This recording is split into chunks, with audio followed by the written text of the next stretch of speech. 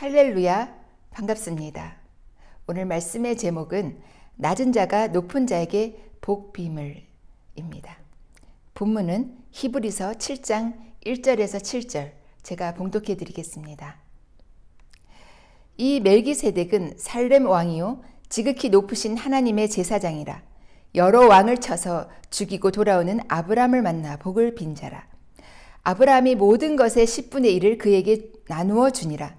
그 이름을 해석하면 먼저는 의의 왕이요 그 다음은 살렘 왕이니 곧 평강의 왕이요 아버지도 없고 어머니도 없고 족부도 없고 시작한 날도 없고 생명의 끝도 없어 하나님의 아들과 닮아서 항상 제사장으로 있느니라.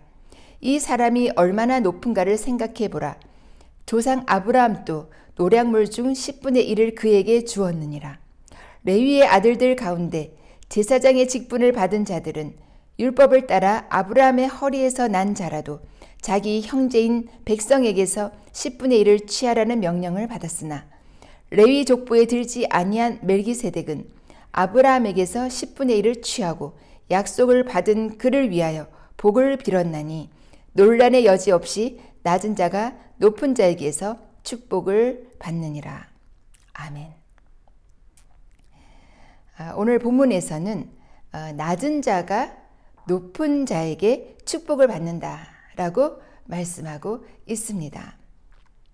히브리서 7장 7절 논란의 여지 없이 낮은 자가 높은 자에게서 축복을 받느니라. 또 개역 한글 성경에서는 패 일어나고 낮은 자가 높은 자에게 복빔을 받느니라 라고 되어 있습니다. 우리가 복을 받기 위해서는 누군가가 우리에게 복을 빌어주어야 하는데 누가 누구에게 복을 빌어주는 것이냐라는 것입니다. 바로 높은 자가 낮은 자에게 복을 빌어주는 것이다 라고 하였습니다. 그러니까 낮은 자는 높은 자가 빌어주는 복을 받아야 한다 라는 말씀이 되겠습니다. 그렇다면 누가 높은 자이고 누가 낮은 자이냐라는 것입니다. 첫째, 오늘 본문에서 알 수 있는 것은 바로 11조를 받는 사람이 높은 자이고 11조를 내는 사람이 낮은 자라는 것입니다. 히브리서 7장 4절에 이 사람이 얼마나 높은가를 생각해 보라. 조상 아브라함도 노량물 중 10분의 1을 그에게 주었느니라.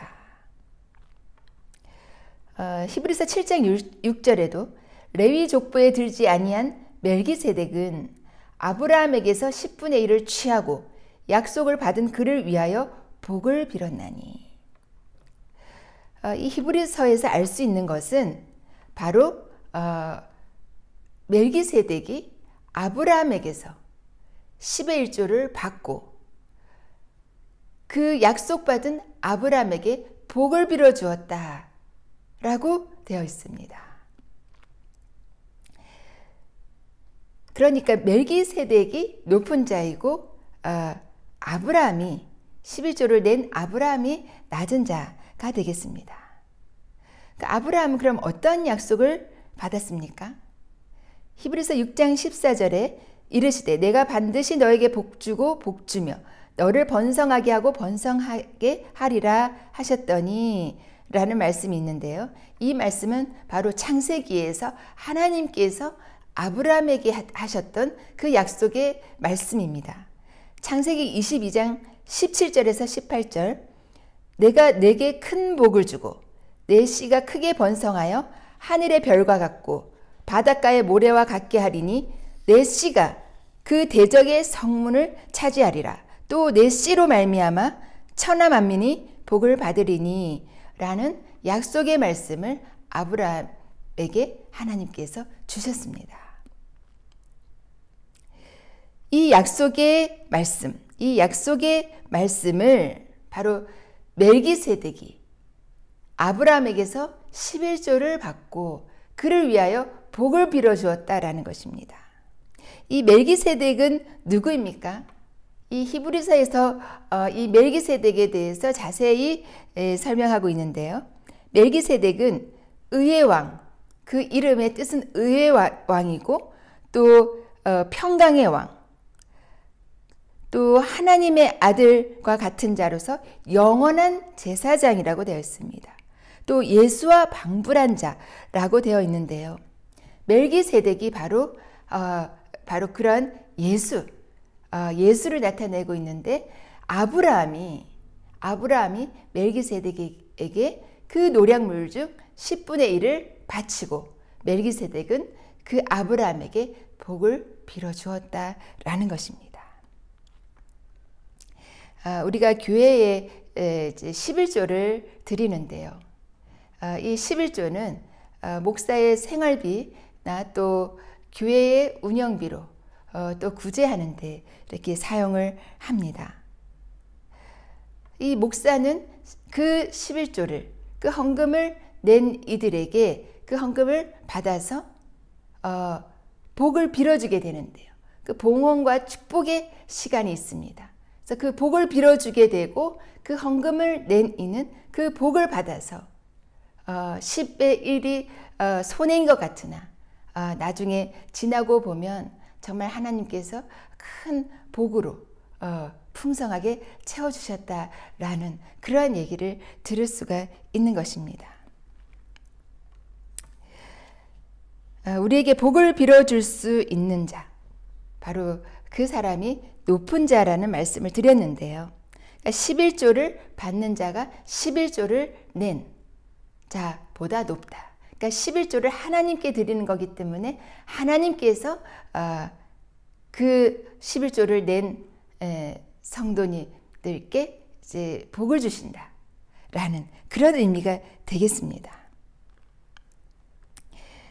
그러면 두 번째 높은 자가 누구겠습니까? 두 번째로 높은 자는 바로 부모님입니다. 출애굽기 20장 12절 또 신명기 5장 16절에 너는 내 하나님 여호와께서 명령한 대로 내 부모를 공경하라. 그리하면 내 하나님 여호와가 내게 준 땅에서 내 생명이 길고 복을 누리리라 라는 말씀이 있습니다. 하나님께서 10계명을 주셨는데요. 1계명에서 4계명은 하나님과 관계 있는 그런 대신 계명이라고 한다면 이제 5계명에서 10계명은 사람과 관계되는 그러니까 대인 계명이 되겠습니다. 그 사람과 관계되는 그 계명, 대인 계명 중에서 바로 처음 나오는 말씀이 내 부모를 공경하라입니다. 하나님께서 이 부모 공경에 대한 것이 얼마나 중요하다라는 것을 말씀해 주고 있는 바로 그런 대목이 되겠습니다.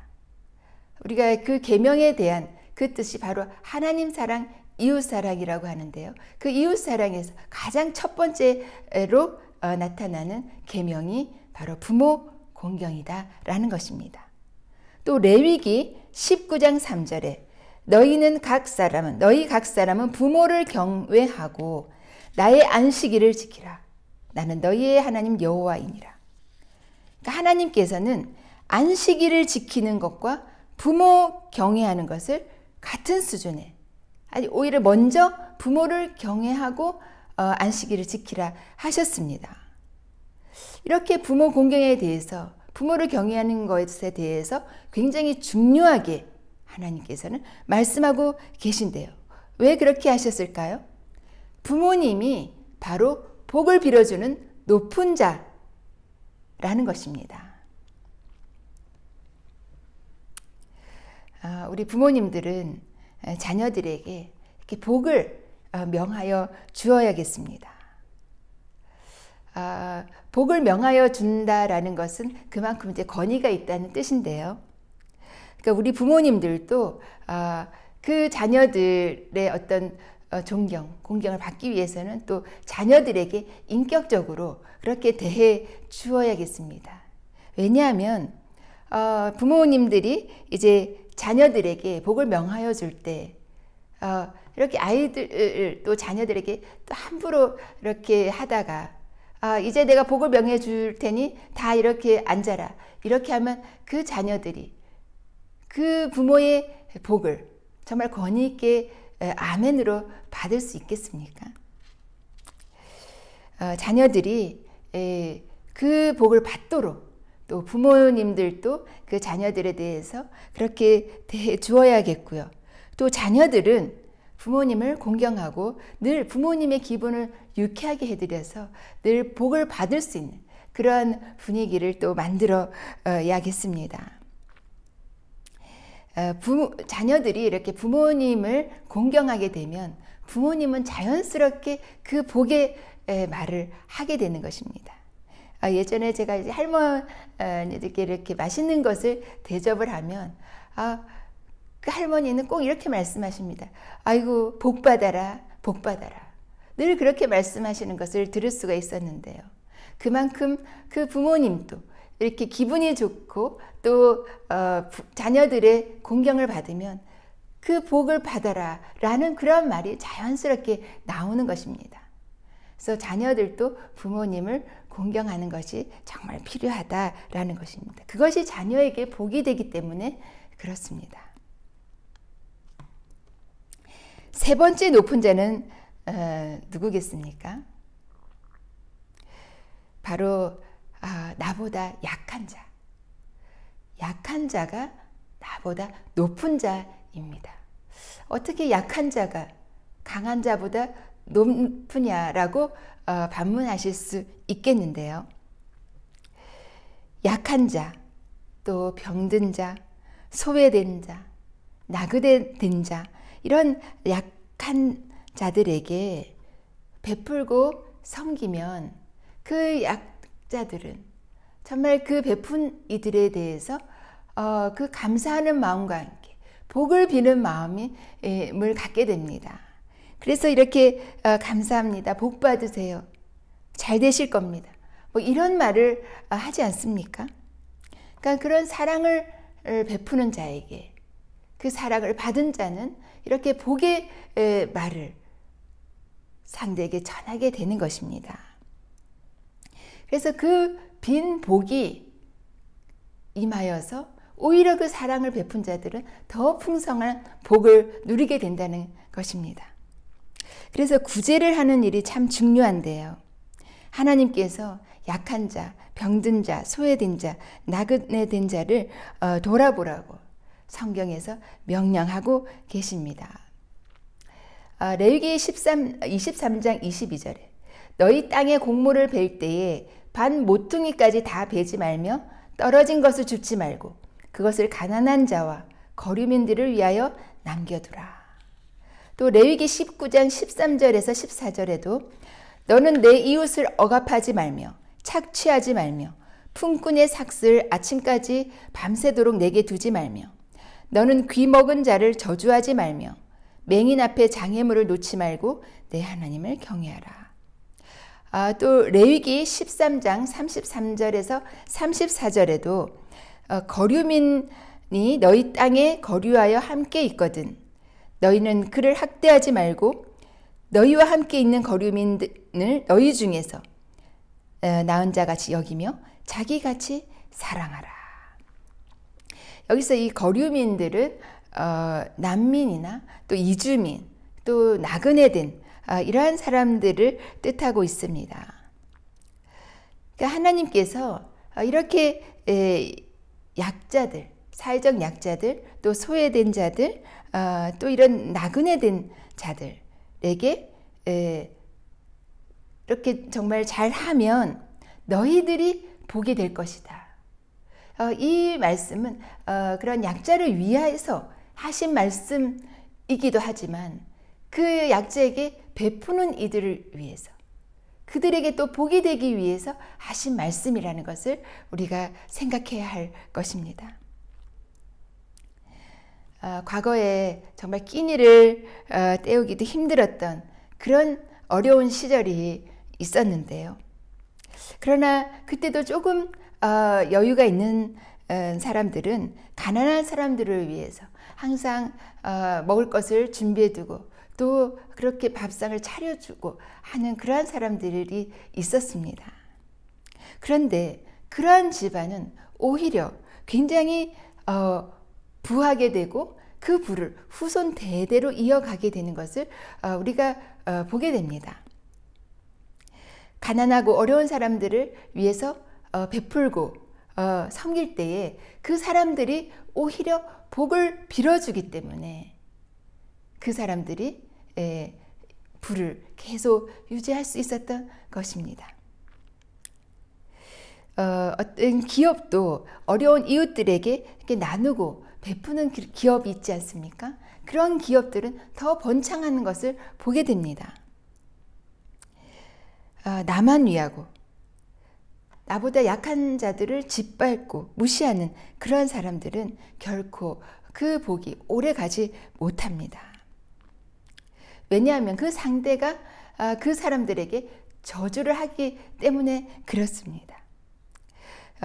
나보다 약한 자에게 베풀 때에 그 약한 자는 오히려 복을 빌어줄 것이고 그래야 할 때 더 복을 받게 되는 그런 것이 바로 하나님 나라의 법칙인 것입니다.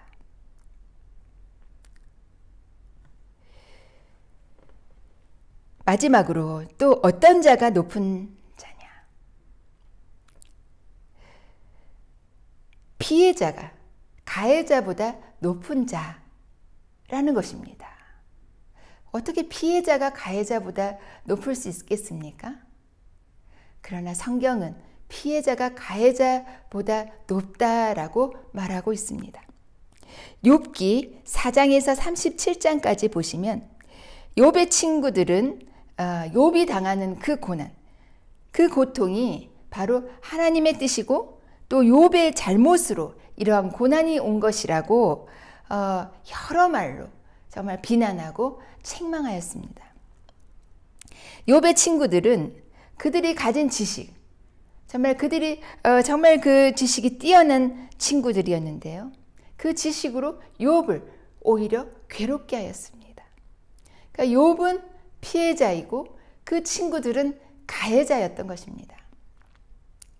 이러한 상황에서 하나님께서 이렇게 말씀하십니다. 욥기 42장 10절에 욥이 그 친구들을 위해서 기도할 때에 욥이 그 친구들의 기도를 하라라고 말씀하십니다.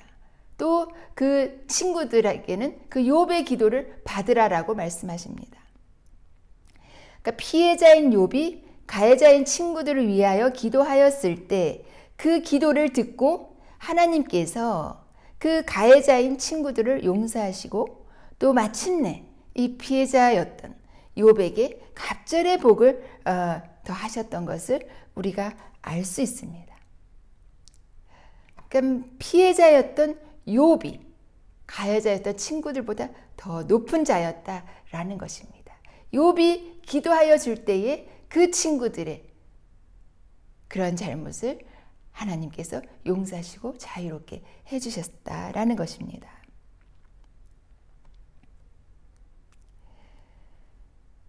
주님께서 주신 약속의 말씀, 그 약속의 말씀이 있으실 것입니다. 그렇다라고 한다면 나보다 높은 자에게 복, 빔을 받는 것이 필요하겠습니다. 그 빌어주는 복이 바로 우리들에게 이루어지기 때문에 그렇습니다. 그런데 그 비는 복을, 그 빌어주는 복을 무시하고 잊어버린다면 그 복은 이루어지지 않는다라는 것이죠. 그래서 성경에서는 그 복의 말씀을 정말 마음에 두고 손목과 미간에 붙여두고 문설주에 붙여서 들어가며 나가며 그 말씀을 늘 기억하라고 하였습니다. 신명기 11장 18절에서 20절. 이러므로 너희는 나의 이 말을 너희의 마음과 뜻에 두고 또 그것을 너희의 손목에 매어 기호를 삼고 너희 미간에 붙여 표를 삼으며 또 그것을 너희 자녀에게 가르치며 집에 앉아 있을 때든지 길을 갈 때든지 누워 있을 때든지 일어날 때든지 이 말씀을 강론하고 또 내 집 문설주와 바깥문에 기록하라 라고 말씀하셨습니다. 그러니까 이 말씀을 늘 자녀들에게 말하여주고 또 정말 언제 어디서든지 이 말씀을 기억할 수 있도록 그렇게 하였을 때 지금 그 소수의 유태인들이 이 세계에 얼마나 중요한 위치를 차지하고 있습니까? 우리가 그 말씀을 늘 기억하고 마음에 두고 정말 손목과 미간에 붙이고 문설주에 붙일 그런 정도로 늘 말씀을 우리가 가까이 하고 그 말씀을 붙드는 것, 그 말씀을 붙드는 것이 이렇게 중요하다라는 말씀입니다. 오늘 하나님께 11조를 드리십시오. 또 부모님을 공경하십시오. 또 약자들을 도와주십시오. 또 가해자를 위해 기도하십시오. 이런 말씀을 드렸는데요. 오늘 맥주감사절로 지키고 있는데 이 맥주감사절에 이 말씀과 무슨 연관이 있을까라고 생각하실 것입니다. 그러나 맥주절은 그 수확한 그 첫 열매를 하나님께 드리는 것인데요. 그러려면 수확한 그런 곡식이나 어떤 물질이 있어야 되지 않겠습니까? 그러기 위해서는 우리가 복을 받아야 하는데 이 복을 받기 위해서 우리에게 높은 자, 우리에게 복을 빌어주는 자에게 복 빔을 받는 것이 정말 중요하다라는 말씀을 드리게 된 것입니다. 그 빌어주는 복이 우리 이 현실에서도 또 내세에서도 있어지기를 축복합니다. 우리도 또 자녀들에게 복을 빌어주시고요. 또 복빔을 받으셨다면 그 받은 복을 끝까지 붙들고 지키셔서 그 복을 받아 누리시는 저와 여러분 되시기를 주님의 이름으로 축복합니다. 축복합니다. 기도드리겠습니다.